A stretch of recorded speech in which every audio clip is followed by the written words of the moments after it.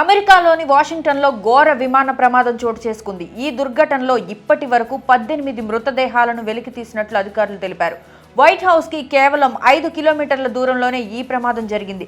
ప్రయాణికులతో వెళ్తున్న విమానం, military helicopter రెండు గాల్లో ఢీకొట్టుకున్నాయి.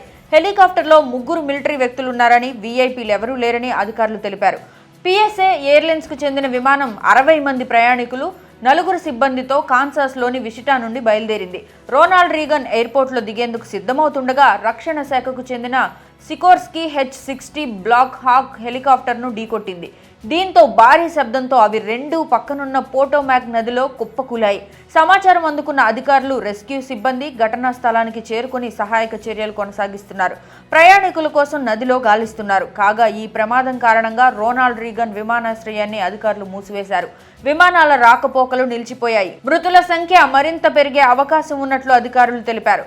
వాషింగ్టన్ సమీపంలో ఈ ఘటనకు సంబంధించి నదిలో పడిన విజువల్స్ వైరల్ అయ్యాయి. విమాన, హెలికాప్టర్ సిబ్బంది ఆచూకీ తెలియలేదు. ఘటన జరిగిన వెంటనే అత్యవసర విభాగం సహాయ కార్యక్రమాలు మొదలుపెట్టాయి. విమానాలు, ఫైర్ బోట్లు రంగంలోకి దిగాయి. అయితే విపరీతమైన చలి, చీకటితో సహాయ కార్యక్రమాలు అనుకున్నంతగా జరగలేదు. స్థానిక వార్తాపత్రికల మేరకు పోటోమాక్ నది నుంచి ఇప్పటి వరకు 18 మృతదేహాలను వెలికి తీశారని తెలుస్తోంది. ఈ ఘటనపై అమెరికన్ ఎయిర్లైన్స్ సీఈఓ తీవ్ర విచారాన్ని ప్రకటించారు. అమెరికా ఎయిర్లైన్స్ కేర్ టీం బాధిత కుటుంబాలకు సాయం అందిస్తున్నారు. బాధిత కుటుంబాలకు టోల్ ఫ్రీ నెంబర్ను అందుబాటులో ఉంచింది. అమెరికాలోని వాషింగ్టన్లో ఘోర విమాన ప్రమాదం చోటు చేసుకుంది. ఈ దుర్ఘటనలో ఇప్పటి వరకు 18 మృతదేహాలను వెలికితీసినట్లు అధికారులు తెలిపారు. వైట్ హౌస్ కి కేవలం 5 కిలోమీటర్ల దూరంలోనే ఈ ప్రమాదం జరిగింది. ప్రయాణికులతో వెళ్తున్న విమానం, మిలిటరీ హెలికాప్టర్ రెండు గాల్లో ఢీకొట్టుకున్నాయి.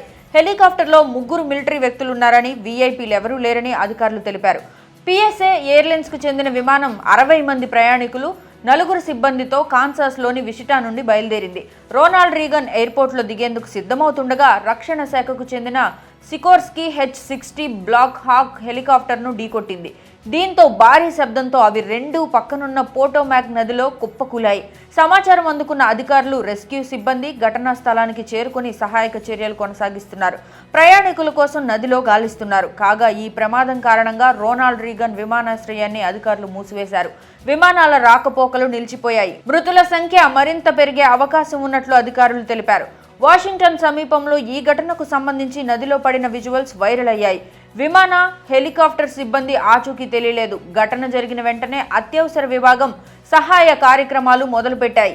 విమానాలు, ఫైర్ బోట్లు రంగంలోకి దిగాయి. అయితే విపరీతమైన చలి, చీకటితో సహాయ కార్యక్రమాలు అనుకున్నంతగా జరగలేదు.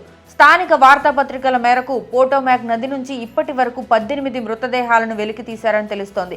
ఈ ఘటనపై అమెరికన్ ఎయిర్లైన్స్ సీఈఓ తీవ్ర విచారాన్ని ప్రకటించారు.